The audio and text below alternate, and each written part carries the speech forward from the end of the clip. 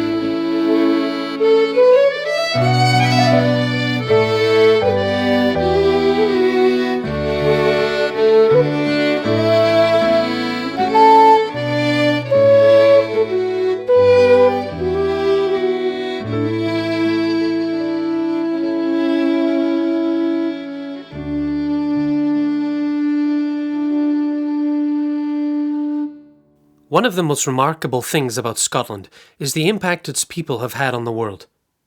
The collective success of the Scots, both at home and abroad, is utterly disproportionate to the country's size. In considering Scotland's widespread and enduring global influence, one might be so bold as to suggest that almost everyone and everything in this world is connected to Scotland by a measurable degree.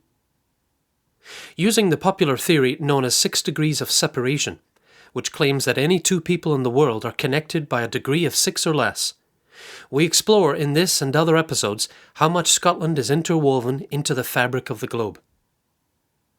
I've also been writing about these connections in the Scots magazine, where you'll find regular installments of the 6 Degrees of Scotland series. Actress Reece Witherspoon embodies the qualities of the all-American girl.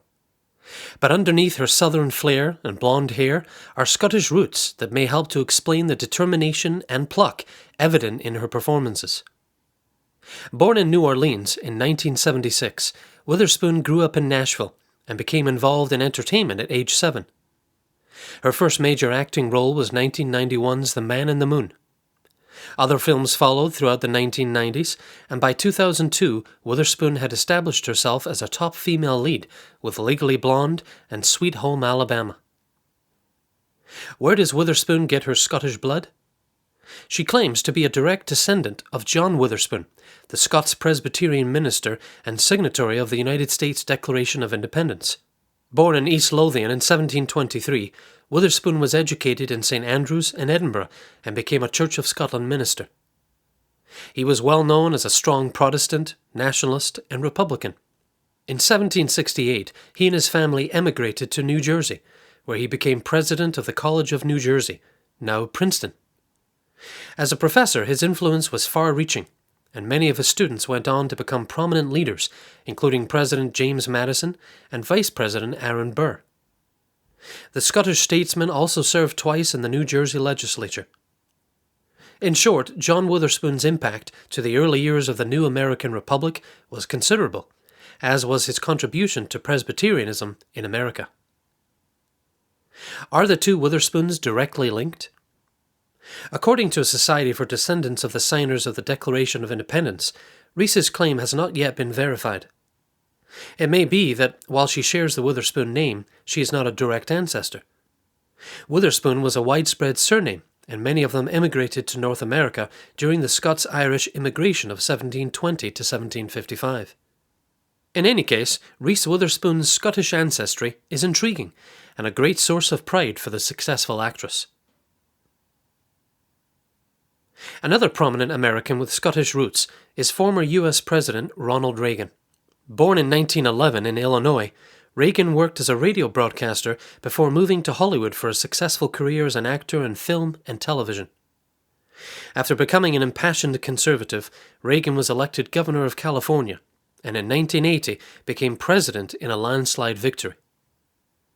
Reagan ushered in years of prosperity and peace for Americans, maneuvering through difficult foreign policy issues with strength and resolve. One of America's most popular leaders, Reagan will be forever remembered as a man of character who inspired the American people.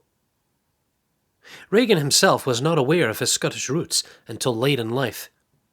In 1991, he and his wife Nancy received a letter from the minister of Castlehead Kirk in Paisley revealing that Reagan's great-great-grandfather, Claude Wilson, and Peggy Downey were married in the kirk in 1807. Wilson and Downey's father had been weavers during a difficult era of labour reform. In the early 19th century, weavers and other skilled artisans were growing more independent and radical in their outlook, often clashing with the government as they sought better conditions. Reagan and his wife visited the church in late 1991, learning more about their ancestors and receiving a painting of the church done by a local housewife. The picture delighted Reagan, and he said it would be given a place of honour in his home. Perhaps the determination and bravery of Reagan's Scottish forebears informed his own dedication to rejuvenating the United States and rekindling the American dream for many.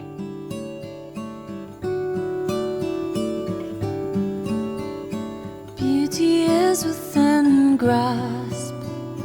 Hear the islands call. The last mile is upon us. I'll carry you I know the armor's heavy now, I know the heart is tired. It's beautiful just over the wild mountainside.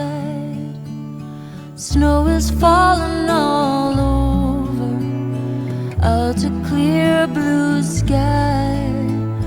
Crow is flying high over. You and I are gonna wander high up where the air is rare. Wild horses ride. It's beautiful, let's go over the wild mountainside. Wild and free we roam. Only a mile to go.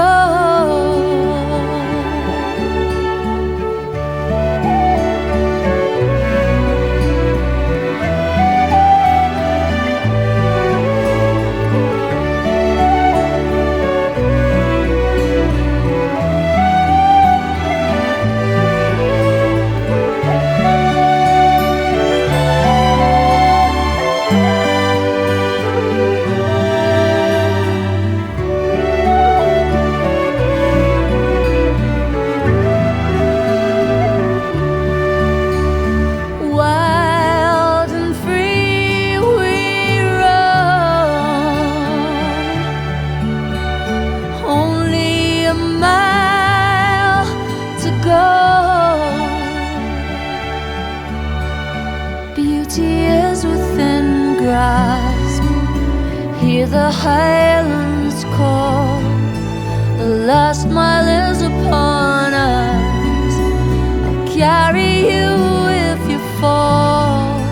I know the armor's heavy now. I know the heart inside.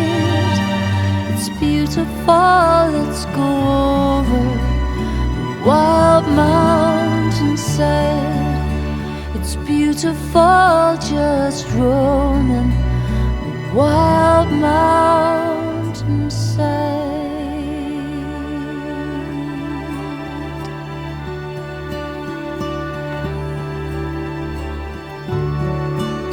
Let's go over.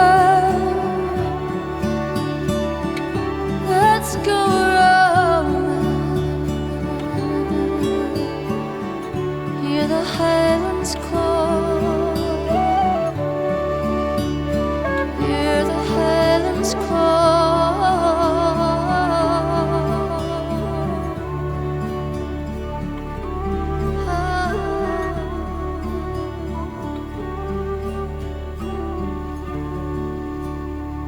This is Simply Scottish. That was Eddi Reader from her album Eddi Reader Sings the Songs of Robert Burns with Wild Mountainside. On this episode, we continue our 6 Degrees of Scotland series by exploring famous Scottish Americans and their Scottish roots. A third American icon who found great pride in his Scottish ties is singer Johnny Cash. Born in Arkansas in 1932, Cash learned guitar as a child and began writing songs at age 12, influenced by country, gospel, and Irish music styles. In 1954, Cash and his wife Vivian moved to Memphis, where he made his first recordings.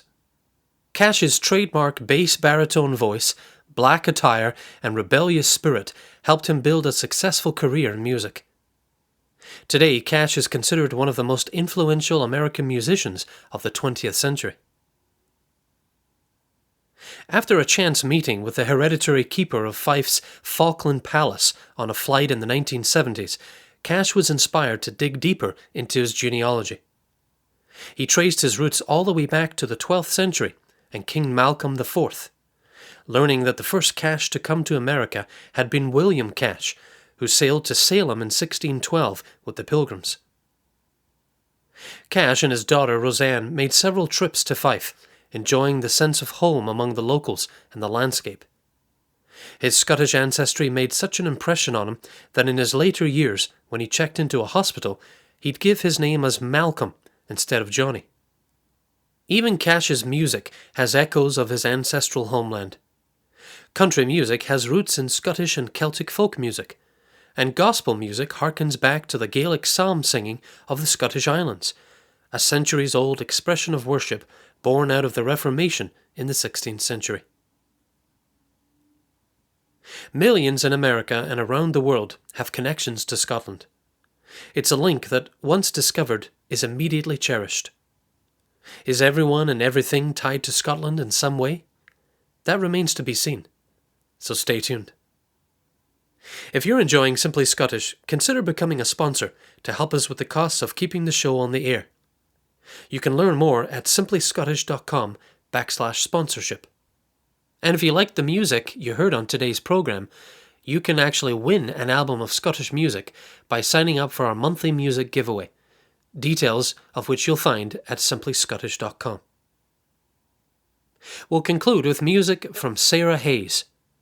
It's called When First I Came to Caledonia.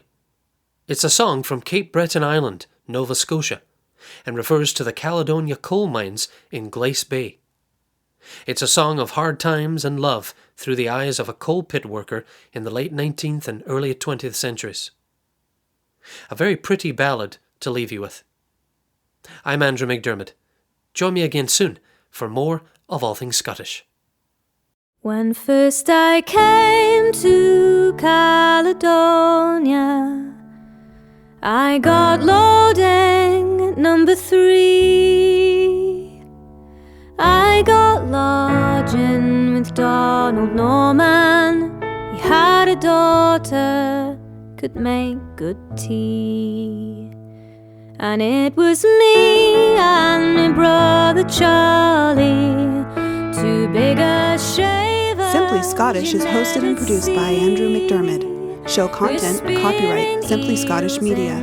All music is used with consent of copyright holders. Continue your Simply Scottish experience at simplyscottish.com. Thanks for listening.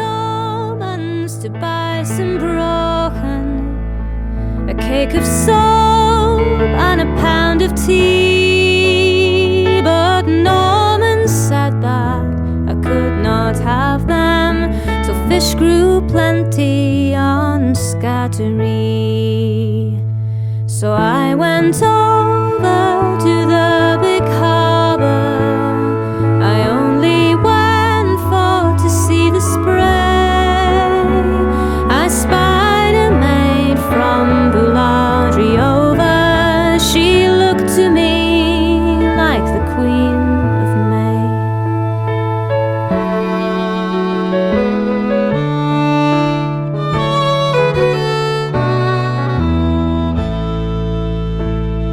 If I had pen from Pennsylvania, if I had paper so snowy white, if I had ink of a rosy morning, a true love letter to you I'd write.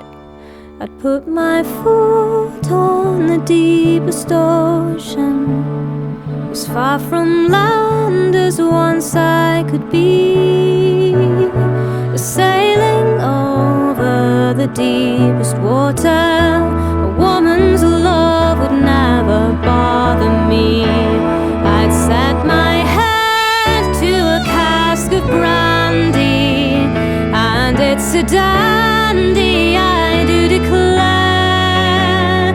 For when I'm drinking, I'm seldom thinking on how to gain that young lady fair.